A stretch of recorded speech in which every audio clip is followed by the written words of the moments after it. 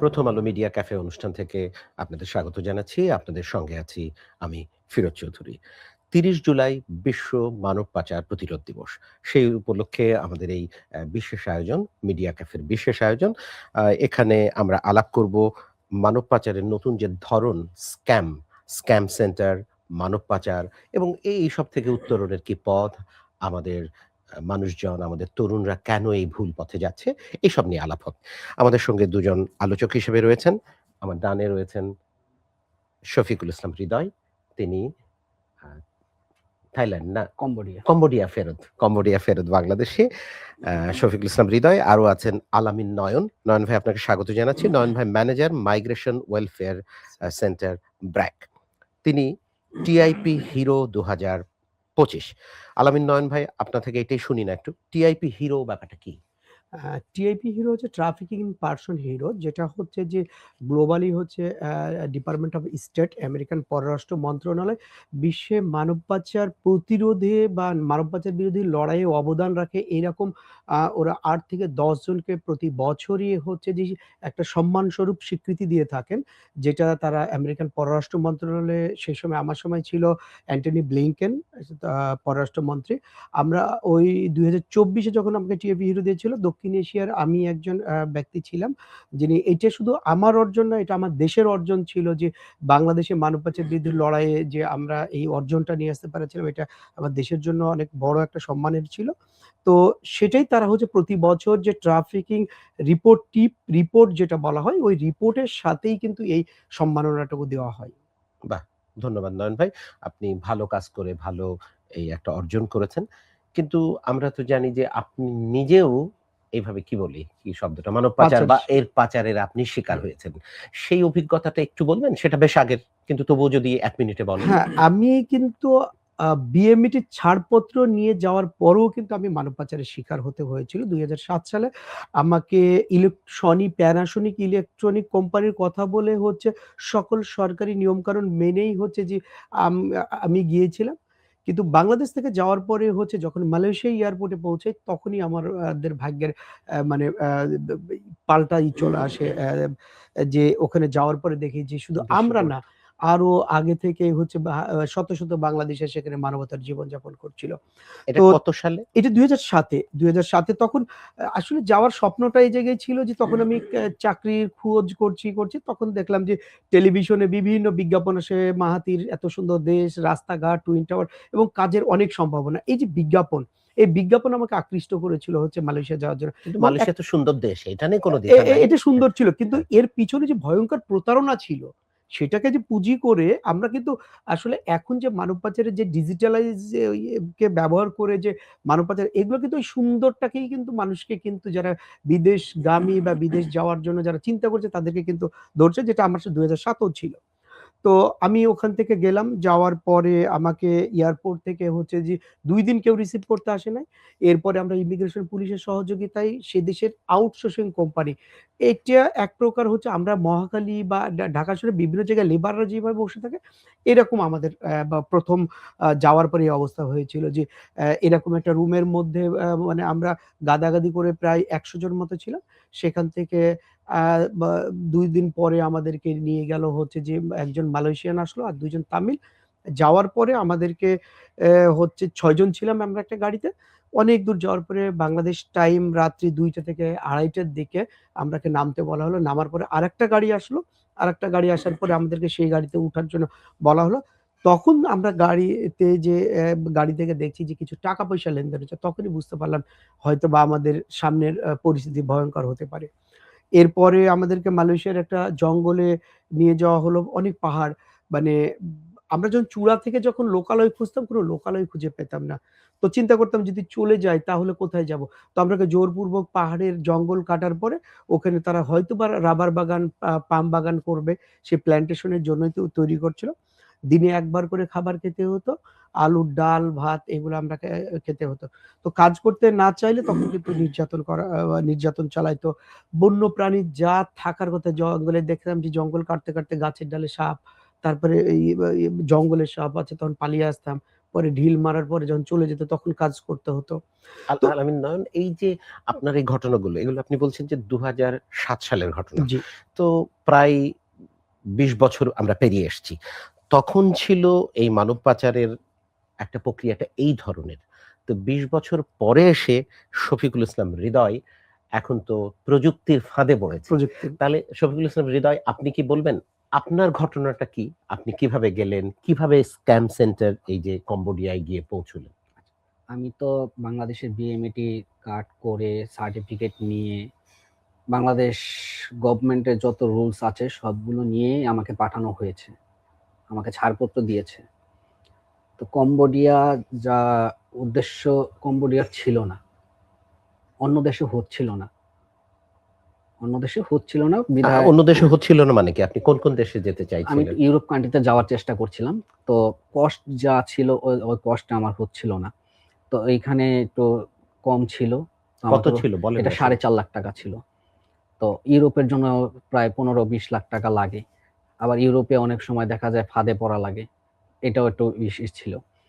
তো কম্বোডিয়া যাওয়ার জন্য যখন মন স্থির করি, তখন আপনার এখান থেকে যত এই যে ধরনের মন প্রক্রিয়া স্থির বলছেন, জি, আমরা আমাদের মতো করে বুঝে নিই। জি। মন স্থির মানে কম্বোডিয়ায় যাবেন এক, আর ওখানে কি কাজ করতে যাওয়ার জন্য আপনি যাচ্ছেন? এটাই আসছি। আমাকে এখান থেকে বলা হয়েছিল কম্পিউটার অপারেটরের কাজ। কম্পিউটার ডাটা এন্ট্রির কাজ হবে। কিন্তু ওখানে যাওয়ার পরে সবকিছু ওলটপালট হয়ে যায়। ওখানে আমাকে একদিন একটা রাখা হয়। আপনার ইকোনমিক জোনে ওখানে রাখা হয়। পরের দিন আমাকে ওই রাতেই আমাকে স্ক্যাম সেন্টারে বিক্রি করে দেয়। স্ক্যাম সেন্টারে বিক্রি হওয়ার ২ দিন পরে আমি জানতে পারি আমাকে বিক্রি করে দেওয়া হয়েছে। এবং স্ক্যামের ধরনটা মানে খুবই ভয়াবহ ছিল। আমি যেমন? ভয়াবহ বলতে এখানে কলিং ডিপার্টমেন্ট ছিল, চ্যাটিং ডিপার্টমেন্ট ছিল। বিভিন্ন লোকের সাথে কথা বলা লাগতো। আমেরিকাকে টার্গেট করত। তারপর আপনার ইন্ডিয়াকে টার্গেট করত। আ ওয়ান কাইন্ড অফ মানে ফুললি সাইবার স্ক্যাম। অ্যা তাদের যে আপনার সার্ভারটা ছিল, আ আমি যতটুকু জেনেছি সার্ভারটা ছিল আপনার সাউথ আফ্রিকার। মানে তাদের ট্রেস করলে আপনি সাউথ আফ্রিকা পাবেন। এবং এটা পরিচালনা করতে হচ্ছে চাইনিজ এবং হচ্ছে ম্যানেজমেন্টের দায়িত্বে ছিল পাকিস্তানিরা। আমাদের ইনচার্জ ছিল পাকিস্তানিরা। তা আপনার ভূমিকা কি থাকতো? হ্যাঁ, আমাদের কলিং ডিপার্টমেন্ট ছিল। আমাদের কল করা লাগতো। এবং কলিং ডিপার্টমেন্টে ৪ টা ধাপ আছে। লাইন হচ্ছে ৪ টা। আমার হচ্ছে ১ম লাইন। ১ম লাইন শুধু আমার আধার কার্ড ভেরিফিকেশন করা ছিল। 2nd লাইনে কাজ ছিল হচ্ছে উনার ডিটেইল, ফুল ডিটেইল, বাড়ির ঠিকানা, আ এ উনি কোথায় জব করে, এভরিথিং। কিন্তু এবং এটা আমার একটু ছোট জি, জানার জি, ইচ্ছা। জি। আমি কেন আপনাকে দিব? আপনি চ্যাটিং করতে এ আসলে। এই এই যে এটা কিভাবে তাহলে বের করতেন আপনি? এটা বের করতাম। আমি যখন ভেরিফিকেশনটা করতাম, তখন তাকে একটা কোয়েশ্চেন ছুড়ে দেওয়া হতো যে, আপনার এই নাম্বারের বিনিময়ে একটা ভায়োলেন্স আসছে। যার এগেইনস্ট এ একটা থানায় কমপ্লেইন হয়েছে। কমপ্লেইনের মোতাবেক আমাদের এখানে বলেছে আপনার সিমটা বন্ধ করে দেওয়া হবে। আমরা সিম কোম্পানি হয়ে তাদেরকে ফোন করতাম। যে আমরা এই সিমের কোম্পানির থেকে ফোন দিয়েছি। আমাদের এখানে অভিযোগ আসছে আপনার এই সিমের নামে আপনার নামে যতগুলো সিম আছে সব বন্ধ হয়ে যাবে। এই একটা সিম তো অনেক প্রয়োজনীয় একটা জিনিস। এটা বন্ধ হয়ে গেলে তো সমস্যা। আমরা এভাবে একটা ভয়ভীতি দেখাতাম। তো দেন তারা যখন কনভিন্স হয়ে আসতো তখন আমরা শুধু লাইনগুলো ট্রান্সফার করতাম। 2nd লাইন দিতাম। 2nd লাইন ট্রান্সফার করার পরে চলে যেত থানা। থানা থেকে তাদের একটা ভয় দেখানো হতো যে আপনার ১ ঘন্টার মধ্যে আসতে হবে নাহলে আপনার নামে রেগুলার মামলা হয়ে যাবে। আপনার সিম থেকে এরকম হ্যারাসমেন্টিং মেসেজিং আসছে। বিভিন্ন ইস্যু তুলে ধরাতো। আবার অনেক সময় দেখা যেত আপনার আসামি সাজাতো। যে একটা লোক দেখাতো যে আপনার এই লোকের থেকে আমরা কিছু মাদকদ্রব্য পেয়েছি, হেরোইন পেয়েছি এবং এই লোক আপনার নাম বলেছে। এরকম টাইপের আবার হ্যারাস করা হতো তাকে। তখন সে তো বলত যে আমি এই লোককে চিনি না। তা চিনেন না আপনার নাম এবং নাম্বার সে কোথায় পেল? এইভাবে করতে সে যখন কনভিন্স হয়ে আসতো, তখন বলত, "ঠিক আছে, আপনি একটা মুচলেকা দিয়ে দেন।" মুচলেকা বলতে আপনার ব্যাংক আমরা কানেকশন করে দিচ্ছি। ব্যাংকে একটা মুচলেকা দিয়ে দেন। ব্যাংক আমাদের ট্রান্সফার করে দিবে। যখন মুচলেকার জন্য ওটিপিটা পাঠাতে হতো, ওই ওটিপি পাঠানো মানে তার ব্যাংক অ্যাকাউন্ট টোটাল হ্যাক হয়ে যেত এবং যত টাকা আছে সব নিয়ে নিত। এটা আপনি এরকম একটা এটা প্রক্রিয়ার একটা কলিং মধ্যে ডিপার্টমেন্ট ছিল। এটা একটা ছিল। হ্যাঁ, তো এখানে কি আপনার অনেকে বলে যে নারী সেজে কাজ করতে হয়, হ্যাঁ, অনেকে বলে পুরুষ হ্যাঁ, সেজে। এবার আসি আপনার কি ছিল হ্যাঁ, ভূমিকাটা? এবার আসি চ্যাটিং ডিপার্টমেন্টে। পাশাপাশি আরেকটা ডিপার্টমেন্ট ছিল সেটা হচ্ছে চ্যাটিং। এই চ্যাটিং ডিপার্টমেন্টের কাজ হচ্ছে আমেরিকাকে টার্গেট করত। বড় ধনকুব যারা আছে বিত্তশালী, পয়সাওয়ালা তাদেরকে টার্গেট করা হতো এবং এই আইডি গুলা চায়নারা ম্যানেজ করে দিত আমাদের। এই একেকটা আইডির সাথে কথা বলা লাগতো, তাদের সাথে বেশ কয়েকদিন চ্যাটিং করা লাগতো। তারা যখন কনভিন্স হয়ে আসতো, দেন তাদের একটা করে কাজের অফার দেওয়া হতো যে আমি এখানে ইনভেস্ট করতেছি, তুমি এখানে ইনভেস্ট করো, এখান থেকে কিছু লাভ হবে, প্রফিট হবে, ভালো কাজ করতে পারবা, আর তোমার সাথে খুব শীঘ্রই আমরা মিট করব। দেন আমরা উনি যখন ইনভেস্ট করতো, অল্প টাকা ইনভেস্ট করতো প্রথমে, তা যখন ইনভেস্টটা করতো তখন তাকে আমরা প্রফিটটা দিয়ে দিতাম আকর্ষণের জন্য। সেকেন্ড টাইম যখন আবার ইনভেস্ট করতো তখন সেকেন্ড টাইমও তাকে দিয়ে দিতাম, থার্ড টাইম অনেক সময় দিয়ে দিতাম, ফোর্থ টাইমে যখন আসতো, যখন বড় ইনভেস্টর হয়ে যেত, তখন আর তাকে দিতাম না। এবং সে যখন কনফার্মেশনের জন্য আমাদের সাথে কথা বলতে চেত, তখন আমরা অডিও কলে, ভিডিও কলে দুটাতেই কথা বলতাম। অডিও কলে যখন আমরা কথা বলতাম তখন মোবাইলের মধ্যে একটা সার্ভার ওনাদের ছিল। আমি কথা বললে এটা মেয়ে হয়ে যাবে, উনি মেয়ে কণ্ঠই শুনবে। আর অনেক সময় দেখা যায় ভিডিও কলে কথা বলতে চাই কনফার্মেশনের জন্য, তখন আমাদের যে কলিগ ছিল, নারী কলিগ, তাদের সাথে আমরা কমিউনিকেশন করে দিতাম। কিন্তু ছবি দেখতো, যেই ছবি দিয়ে আমরা চ্যাটিং করতাম সেই ছবিটা দেখতো, কিন্তু কথা বলতো আরেকজন, এরকম টাইপের। এইভাবে নানান হ্যাঁ, এরকম নানা স্ক্যাম ছিল। প্রতারণার অংশযুক্ত। তো জি। আমার একটা ছোট্ট জিনিস জানার, এই জি। যে যোগাযোগ হচ্ছে, জি। তো আমাদের বাঙালিদের ভাষাগত কিছু ঘাটতি থাকে। জি। তো আপনি এই যে আমেরিকায় যোগাযোগ করছেন, ইন্ডিয়ায় যোগাযোগ করছেন, চীনে যোগাযোগ করছেন। জি। তো এই ভাষাগত সীমাবদ্ধতা কিভাবে কাটিয়ে উঠতেন? আচ্ছা, আমাদের ২ টা কম্পিউটার দেওয়া হতো, ডেস্কটপ। একটা ডেস্কটপে তার সাথে আমরা চ্যাটিং করতাম এবং সেই চ্যাটিংটা আমরা ট্রান্সলেট করতাম। সে কি বলতেছে সেটা আবার ট্রান্সলেট করার পাশাপাশি সফটওয়্যারের মাধ্যমে এটার অ্যান্সার কি হবে সেটা আবার চলে আসতেছে। ওই অ্যান্সারটা শুধু কপি পেস্ট করে দিতাম। আচ্ছা। মানে তারা সকল ধরনের প্রযুক্তি নিয়ে বসে আছে। আমার কিছু করতে হতো না। আমি শুধু কপি পেস্ট করে দিতাম। আপনাকে কি করত? এই যে এটার জন্য কোনো সম্মানী, পারিশ্রমিক বা না, কিছু কি দেওয়া হতো? এটার জন্য নাকি শুধু খাবার? আ এটার একটা হিস্টরি আছে। আমি আসলে কাজ করার সুযোগ পেয়েছিলাম ২ দিন। যেহেতু এটা আমার কাজের কথা না, আর এই স্ক্যাম আমি করতেও পারবো না। আমি স আ ২য় দিন যখন তাদের বলেছি আমি এই কাজ করব না, ৩য় দিন থেকে আমার উপর নির্যাতন শুরু হয়ে যায়। আমি ১৭ দিন স্ক্যাম সেন্টারে বন্দী ছিলাম। কাইন্ড অফ আয়নাঘরের মতো। ডার্ক রুম, ওইটা ওদের ডার্ক এবং টর্চার সেল বলা হয় ওদের। এই ১৭ দিন আমাকে আটকে রাখা হয়, নির্যাতন করা হয়, আমাকে ইলেকট্রিক শর্ট দেওয়া হয়, আমাকে লাঠি দিয়ে পেটানো হয় এবং একবেলা করে খাবার দিত, একটা করে রুটি। আমি যখনই বলেছি যে আমি কাজ করব না, তখন থেকে আমার উপরে এরকম নির্যাতন শুরু হয়ে গেছে। আচ্ছা, এবং আমাকে $৩২০০ বিক্রি করে ফেলছিল আমার দালাল। মাত্র $৩২০০। $৩২০০, যা বাংলাদেশে প্রায় ৳৪.৫ লাখ। এটা আমি পরে জানতে পেরেছি। যখন আমি আটক হয়েছি তখন আমি জানতে পেরেছি। শফিকুল ইসলাম হৃদয়, জি। আপনার কথা আমরা আরেকটু শুনবো জি। একটু পরে। আমরা আলামিন নয়নের কাছে চলে যাই। আলামিন নয়ন, আপনি তো আসলে একটা ২ ভূমিকায় নিজে ভিকটিম ছিলেন ২০০৭ সালে। এখন হচ্ছে ১৮-২০ বছর পরে। এখন যারা ভিকটিম হয় তাদের আপনি পুনর্বাসনে কাজ করছেন। তাদের জীবনমান উন্নয়নে আপনি কাজ করছেন। এখন ব্র্যাকের হয়ে আপনি কাজ করছেন। ব্র্যাক মাইগ্রেশন ওয়েলফেয়ার সেন্টারে কাজ করছেন। তো আগের কথা তো একটু শুনেছি। জি। আপনি এখনকার কথা বলেন। এখন আপনারা কি চ্যালেঞ্জ ফেস করেন? স্ক্যাম সেন্টার থেকে হৃদয়দের মতো মানুষদের সাথে কিভাবে যোগাযোগ করেন? কিভাবে তাদের ফিরিয়ে আনেন?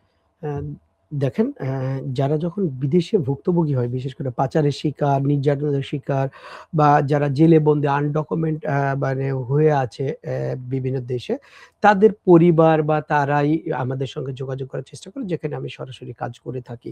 এবং তাদেরকে তাদেরকে উদ্ধার এবং হচ্ছে নিরাপদ প্রত্যাবাসনের সাথে আমরা কাজ করি। কখনো আমরা প্রবাসী কল্যাণ মন্ত্রণালয়, স্বরাষ্ট্র মন্ত্রণালয়, পররাষ্ট্র মন্ত্রণালয়ের সহযোগিতা পাই। কখনো বা ইন্টারন্যাশনাল অর্গানাইজেশন যারা আছে তাদের সহযোগিতা নিয়ে থাকি তাদেরকে প্রত্যাবাসনের ক্ষেত্রে। কিন্তু এই কাজ করতে গিয়ে যেটা দেখেছি সেটা হচ্ছে যে আমাদের বর্তমান যে পরিস্থিতি এখন, বা বলি যে আমাদের শ্রমিকরা যে উদ্দেশ্যে যাচ্ছে, এই যদি বলি প্রযুক্তিকে ব্যবহার করেই কিন্তু এই মানব পাচারের বিষয়গুলো এখন কিন্তু বাড়ছে। দেখেন, আমার গল্প আর হৃদয় ভরে, আমি কিন্তু শ্রম দাস হিসাবে ওই সময় কাজ করেছি ২০০৭ এ। ২০২৬ এসে কিন্তু আমরা প্রযুক্তির ফাঁদে দা পড়েই কিন্তু শ্রমদাস হিসাবে হচ্ছে। পাচারের ধরন চেঞ্জ হয়েছে কিন্তু বন্ধ হয় নাই। আমরা পাচারকারীরা যারা বলছি ট্রাফিকার, তারা বিভিন্ন ইতে কিন্তু তারা বিভিন্ন রুট চেঞ্জ করছে, ধরন চেঞ্জ করছে। কিন্তু আমরা কেন আ পারতেছি না ওই ধরনগুলাতে করতে, সেই জায়গাটাই হচ্ছে। এবং দেখেন, হৃদয় ভাই এবং আমার গল্প এবং আমি আরো যত মানুষকে দেখেছি, তাদের গল্প প্রায় সেম, যে অনেকেই কিন্তু জনশক্তি ব্যুরোর ছাড়পত্র নিয়ে গিয়েই হচ্ছে। দেখেন একটা মানুষ যখন জনশক্তি ব্যুরো, আমরা যখন বিদেশ যাই তখন কিন্তু জনশক্তি কর্মসংস্থান ব্যুরো থেকে যখন ছাড়পত্রটা পাই তখন কিন্তু সরকারের প্রতি কিন্তু আস্থা রেখেই, আর কিন্তু আমার কিন্তু সন্দেহের কোনো জায়গা নাই। কারণ আমার চাকরি নিশ্চিত, আমার সে দেশে বেতন পাবো, সবকিছু নিরাপদ একটা অভিবাসন হবে। এইটাই ফলো করেই তো জনশক্তি ব্যুরো ছাড়পত্র দিয়েছে। কিন্তু দেওয়ার পরে গিয়ে যখন ভিকটিম হচ্ছি, যখন সরকারের উপরে বিএমইটির উপরে আস্থা রেখে যাওয়ার পরে যখন আমি সাইবার স্ক্যামে বিক্রি হয়ে গেলাম, তখন এই দায়টা কিন্তু শুধুমাত্র ট্রাফিকারের না। এর দায়টা কিন্তু আমার বিএমইটিরও নিতে হবে। যদি বলি যে দেখেন, এবং এই যে সাইবার স্ক্যাম থেকে যারা ফিরে আসে, আমি এই মানুষগুলোর সাথে কথা বলেছি, এয়ারপোর্টে কাজ করেছি এবং বিভিন্ন দেশ থেকে যারা বিশেষ করে এই ধরনের প্রতারণা এবং মানব পাচার, মানব চোরাচালানের মাধ্যমে ফিরে আসে, তাদের সাথে কথা বলেছি। তারা কিন্তু মানসিকভাবে কিন্তু খুবই বিপর্যস্ত। কারণ দেখেন একটা মানুষ, আমরা যখন যাই বিদেশে তখন মানে লাখো স্বপ্ন নিয়ে যাই। এই স্বপ্ন শুধু আমার না, এই স্বপ্ন থাকে আমার পরিবারের, আমার সন্তানের, আমার সমাজের। যে আমি বিদেশ যাচ্ছি, সেখান থেকে আমি পরিবারকে কি দেব? তো এই স্বপ্ন নিয়ে যাওয়ার পরে, এবং শুধু তাই না, আগে আমরা দেখেছি নারী ও শিশু পাচার, ইন্ডিয়া ক্রস বর্ডার দিয়ে ইন্ডিয়া চলে গেছে। এতটুকু আমরা দেখতাম যে নারী শিশু পাচার। কিন্তু এখন যে পুরুষ পাচার হচ্ছে কাজের উদ্দেশ্যে, প্রত্যেকটা পাচারের সাথেই কিন্তু বড় অঙ্কের কিন্তু অর্থনৈতিক লেনদেন আছে। একটা ছেলে যখন ৬-৭ লাখ টাকা খরচ করে গিয়ে যখন প্রতারণার শিকারে দেশে ফিরে আসে, তখন তার থাকে যে সে এই টাকা কিভাবে পরিশোধ করবে আর পরিবারকে সে কিভাবে চালাবে। এদের পুনর্বাসনে ব্র্যাক, মানে আপনাদের সেন্টার ব্র্যাক ওয়েলফেয়ার সেন্টার কি কাজ করছে? আমরা ব্র্যাক ওয়েলফেয়ার সেন্টার থেকে যেটা করা হয়, আমরা হচ্ছে যে বিশেষ করে বিদেশে আটকে পড়া বিপদগ্রস্ত পাচারের শিকার কর্মীদেরকে আমরা ফেরত আনতে কাজ করে থাকি এবং বিমানবন্দরে আসার পরে আমরা যে কাজগুলো করে থাকি সেটা হচ্ছে যে তাকে তাৎক্ষণিক আমরা একটা খাবারের ব্যবস্থা করি। কারণ আমরা জানি যে তারা দীর্ঘ সময় মানে বন্দী থাকে এবং তাদেরকে নিরাপদে মর্যাদার সাথে যাতে বাড়ি ফিরে যেতে পারে। আপনি জানেন কেন এই জায়গাটা আমরা তৈরি করেছি? আমি যদি আমার একটা উদাহরণ দিই, আমি যখন ২০০৭ সালে ফিরেছিলাম, তখন আমি কিন্তু মানুষের কাছ থেকে কিন্তু হাত পেতে গাড়ি ভাড়া চেয়ে যেতে হয়েছিল। এবং ২০১৮ সাল থেকে ব্র্যাক শুরু করার আগে যখন আমরা এয়ারপোর্টে দেখতাম, তখন দেখতাম বিদেশ থেকে কোনো কর্মী মানে প্রতারণার শিকারে ফেরত আসলে, জেল থেকে আসলে ওরা ওদের কাছে গাড়ি ভাড়া থাকতো, তাহলে মানুষের কাছে চাইতে হতো। তো ব্র্যাক মনে করলো প্রত্যেকটা মানুষের, প্রত্যেকটা প্রবাসীর মর্যাদা নিয়েই অন্তত মানুষের কাছে না চেয়ে যাতে বাড়ি ফিরে যায়। দেখেন আমি ব্র্যাকের হয়ে কিন্তু একসময় আমি ভিকটিম হয়ে যে জায়গায় আমি ২ দিন বসেছিলাম, সেই জায়গায় দাঁড়িয়ে ৩৫,০০০ বেশি মানুষকে নানাভাবে সহযোগিতা করেছি। কাউকে গাড়ি ভাড়া দিয়ে, কাউকে চিকিৎসা দিয়ে, ঠিকানাহীন ১৬৭ জন মানুষ যারা ফিরেছে, বিশেষ করে নারীরা যারা কোনো ঠিকানা বলতে পারেনি, তাদের পরিবার খুঁজে সোশ্যাল মিডিয়া, আপনাদের মতো গণমাধ্যম, বিভিন্ন নেটওয়ার্ককে ব্যবহার করে পরিবার খুঁজে তাদেরকে দিয়েছে, ফেরত দিয়েছে। এখন ফিরে আসা কর্মীদের পুনর্বাসনটা খুবই জরুরি। কেন বলি? যে আমি কম্বোডিয়া ইস্যু বারবার কেন আসছে, যে কম্বোডিয়াতে নিয়ে আমি খুব ক্লোজলি কাজ করেছি স্ক্যাম সেন্টার থেকে যারা ফিরে আসছে। এরা দেখেন একটা একটা কিন্তু স্কিল নিয়ে ফিরছে, কিভাবে মানুষকে স্ক্যাম করতে হয়। তাদেরকে বাধ্য করে এই স্কিলটা শেখানো হয়েছে। এখন যখন একটা মানুষ, একটা ভিকটিম যখন ফিরে আসছে, সে ৬-৭ লাখ টাকা কিন্তু ক্ষতিগ্রস্ত। সমাজ তাকে নিচ্ছে না, পরিবার তাকে তুচ্ছ-তাচ্ছিল্য করছে। ফিন্যান্সিয়ালি ভাবে উইক, জব নাই। মানসিকভাবে সে কিন্তু ক্ষতিগ্রস্ত।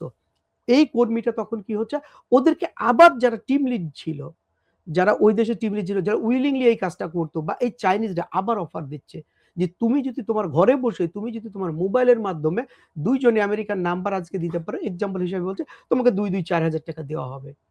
তখন ওরা ফেক আইডি ব্যবহার করে, সেম সিস্টেমটা ব্যবহার করে কিন্তু ওইটা করছে। কারণ তার কাছে তো ফিন্যান্সিয়ালি কোনো মানে চলার মতো নাই। কিন্তু এইটা একটা অপরাধ। এইটা আমাদের দেখা উচিত এবং আমি মনে করি ব্র্যাক চেষ্টা করছে, কিন্তু শুধু ব্র্যাক একাই চেষ্টা করলে হবে না। আমরা যারা ডেভেলপমেন্ট সেক্টরে কাজ করি, যে সকল প্রতিষ্ঠান, রাষ্ট্রকে মেইন ভূমিকা রাখতে হবে এই ফিরে আসা মানুষদের মানসিক স্বাস্থ্য এবং হচ্ছে পুনর্বাসনের ক্ষেত্রে জরুরি পদক্ষেপ নেওয়া। না হলে কিন্তু এরা যদি কোনোভাবে যদি এই অপরাধদের সাথে দেশের মধ্যেই যদি জড়িয়ে যায়, যে আমার দেশের জন্য অনেক বড় ক্ষতি হতে পারে। জি, ধন্যবাদ আলামিন নয়ন। আপনার কাছে আবারও আসবো। তো শফিকুল ইসলাম হৃদয়ের কাছে এবার আমরা আবার ফিরে আসি। হৃদয়, এবার আমরা একটু কঠিন প্রশ্ন করি জি। কিছু। সেটা হচ্ছে যারা এরকম ফেরত আসে না, তারা এটা বলতে খুব পছন্দ করে যে আমার কোনো দোষ নাই। সরকার দায়ী, অমুক দায়ী। তো আপনার এই যে ফিরে আসার পরে, জি। যাওয়া থেকে ফিরে আসার মধ্যে আপনার কি কখনো মনে হয়েছে যে আ আপনার নিজের কোনো ঘাটতি আছে? এই যে আমরা বিএমইটিকে দোষ দিচ্ছি, জি। আমরা পাসপোর্ট অফিসকে দোষ দিচ্ছি। তে এখানে কি আপনি কোনো শর্টকাট খুঁজতে গেছিলেন? যে এখানে একটু টাকা দিয়ে দিলাম, সবকিছু রেডি হয়ে আসবে। এরকম কি কিছু ব্যাপার আছে? মানে যেটা নতুনদের জন্য শেখার আছে? আমি বলি, আমি তো অ্যাকচুয়ালি সবকিছু প্রপার ওয়েতেই গিয়েছিলাম। সরকারি যত বিধান আছে সবকিছু মেনেই আমি গিয়েছিলাম। যেমন বিধিবিধানের যদি কথা বলেন, জি। কম্বোডিয়ায় তো যাওয়ার কোনো বিধিবিধানই নাই। মানে জনশক্তি রপ্তানির কোটাই। আছে কি? না কিন্তু রপ্তানি কোটা আমি একটু যদি বলি জি বলেন। যে দেখেন যদি রপ্তানি কোটায় বিধিবিধান না থাকে তাহলে এইরকম ঝুঁকিপূর্ণ দেশে আমার সরকার কেন অনুমোদন দিচ্ছে? শুধু কম্বোডিয়া না, আপনি দেখেন আপনারা জানেন যে গত ১.৫ বছরে মানে দূতাবাস নাই, কনসুলেট নাই। আমার বাংলাদেশে কোনো ফাংশন নাই ওই দেশে। এরকম ২৮ দেশে ৫৬,০০০ বাংলাদেশীকে জনশক্তি ব্যুরো যাওয়ার পারমিশন দিয়েছে এবং পাঠিয়েছে। এখন মানে তারা শ্রমিক হিসেবে কাজ শ্রমিক করবে হিসেবে এটা কাজ করবে। পাঠিয়েছে। হ্যাঁ। এখন দেখেন তারা কি নিরাপদে আছে না বিপদে আছে? এই তথ্য কিন্তু আমার রাষ্ট্রের কাছে নাই। কিন্তু সেটি অবশ্যই থাকা উচিত। আমরা হৃদয়ের কাছেই শুনতে চাই। শফিকুল ইসলাম হৃদয়, আপনি বলেন পাসপোর্ট করা থেকে এই বিএমইটির ছাড়পত্র নেয়া থেকে এর মধ্যে কোনো দালাল, কোনো পরিচিত কেউ কি আপনাকে সহযোগিতার নামে কি ভুল পথে দিয়েছে? মানে এই কিছু যদি বলেন যা নতুনদের উপকার হতে পারে আরকি। দেখেন, আমি মনে করি বিএমইটি যখন আমাকে ছাড়পত্র দেয়, আমাকে একটা কোম্পানি দেখেই তো ছাড়পত্র দেয়। একটা কোম্পানি যখন কম্বোডিয়া থেকে একটা কোম্পানি ছাড়পত্র ইস্যু করে, এই লোকটা আমার লাগবে, একটা ছাড়পত্র তো অবশ্যই দেয়। বিএমইটির তো এটা চেক করা উচিত যে আদৌ এই কোম্পানিটা ওই দেশে আছে কিনা। এটা তো দেখার দায়িত্ব আমার না। নিশ্চয়ই। এটা সে আমাকে ডিমান্ড লেটার দিচ্ছে, আমি দেখছি। সরকার আমাকে ছাড়পত্র দিচ্ছে। সরকার আমাকে পাঠাচ্ছে। আমি তো যাচ্ছি না। সরকার আমাকে ছাড়পত্র দিয়ে আমাকে পাঠিয়ে দিচ্ছে। আর এমনি পরিচিত কোনো দালাল, মধ্যস্বত্বভোগী কেউ কি ছিল এই যে আপনার এই প্রক্রিয়ার অংশ? জি, সরকার দেখেন, ঠিক আছে, এই অংশ দালাল সরকারের একটি দায় আছে। দালাল ছাড়া তো আপনি যেতে পারবেন না। বাংলাদেশের প্রেক্ষাপটে আপনি যেই দেশেই যান না কেন একটা না একটা দালাল আপনাকে ধরতেই হবে। আমারও সেম এরকমই ছিল। আপনি তো ঢাকার ছেলে। জি। দালাল কেন একেবারে অনগ্রসর গ্রামের মতো করে তো দালাল আপনাকে কেন ধরতে হলো? দেখেন, মানে আমরা জিনিসটা শিখতে চাই, জি, নতুনদের যেন কাজে লাগে। দালাল ছাড়া তো আপনি কোন এজেন্সিতে ঢুকতে পারবেন না। প্রত্যেকটা এজেন্সির একটা করে দালাল সেট করা আছে। আপনি আচ্ছা। যখন সরাসরি যাবেন, তখন আপনার কাছে একটা রেট হয়ে যাবে। আপনি যখন দালাল ধরে যাবেন, তখন আরেকটা রেট হয়ে যাবে। এবং আপনি যখন সরাসরি এজেন্সির কাছে যাবেন, তখন তাদের ওয়েট অনেক হাই হয়ে যাবে। আপনি যখন দালাল ধরে যাবেন, একদম সব প্রসেস সহজ হয়ে যাবে।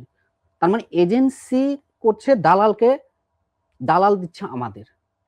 মানে তাদের গাইড করছে, দালালদের গাইড করছে এজেন্সি। আচ্ছা, আপনি এই যে কম্বোডিয়ায় গেলেন। জি। কি কাজে গেছিলেন বলে আপনি জেনে গেছেন? পরে তো হ্যাঁ, আপনি অন্য ভিকটিম হ্যাঁ, হয়েছেন। কিন্তু কি হ্যাঁ। কাজ ছিল আমার আপনার? এটা ছিল কম্পিউটার অপারেটর, ডাটা এন্ট্রির কাজ ছিল। বলেছিল $৮০০ বেতন হবে, ৮ ঘন্টা ডিউটি হবে। থাকা খাওয়া কোম্পানির, বাকি সময় আমি ফ্রিডম। আমি যা ইচ্ছা করতে পারব। $৮০০ মানে $৮০০ মানে বাংলাদেশে প্রায় ৳১ লক্ষ টাকা। ১ লাখের বেশি। হ্যাঁ, হ্যাঁ। এরকমই হবে। ৮ ঘন্টা থাকা ডিউটি, খাওয়া ফ্রি থাকা এরকম। খাওয়া ফ্রি হবে, সপ্তাহে ১ দিন ছুটি থাকবে। রবিবার ছুটি থাকবে। আর আপনার ডিউটি শেষ করে ২ ঘন্টা ওভারটাইমের সুযোগ আছে। যদি আপনি করেন তো করবেন, না হলে নাই। ওভারটাইম করলে আপনার সেলারিটা বাড়বে।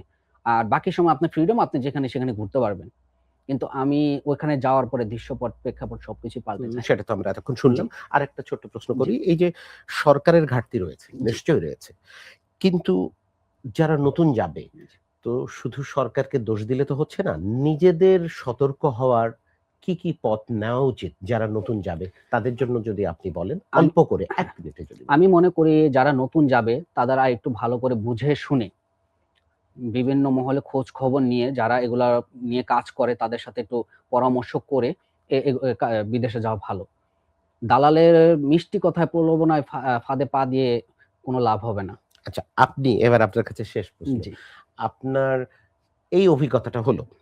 এরপরে কি আবার অন্য কোনো দেশে যাওয়ার ইচ্ছা আছে বা মনে কি আশা যেই হচ্ছে? ভয়াবহ আসলে যেই ভয়াবহতা দেখে আসছি, এই আপনার এত নির্যাতন সহ্য করার পর এখন আর মনে চায় না যে অন্য কোনো দেশে যাবো। এখন ভয়টা কাজ করে। এমন অবস্থা হয়ে গেছিল, আমি ১৭ দিন আমার মানসিক সমস্যা হয়ে গিয়েছিল। আমি দাঁড়ায় থাকতাম। ঘুমাতে পারতাম না। এবং আমার ফ্যামিলির চেহারা পর্যন্ত আমি ভুলে গেছিলাম এই ১৭ দিনে। আমার আচ্ছা। এমন একটা মানসিক সমস্যা হয়ে গেছিল। এখন মানে বাহিরে আপনি যাওয়ার দেশেই কিছু করতে চান। দেশেই এখন না ঠিক আছে। ধন্যবাদ শফিকুল ইসলাম হৃদয়। আপনি দেশেই ভালো কিছু করুন। আলামিন নয়ন, আপনি তো এদের নিয়ে কাজ করছেন। তো আপনি বলেন যে যারা নতুন যাবে তাদেরকে কি সতর্কতা নেওয়া উচিত?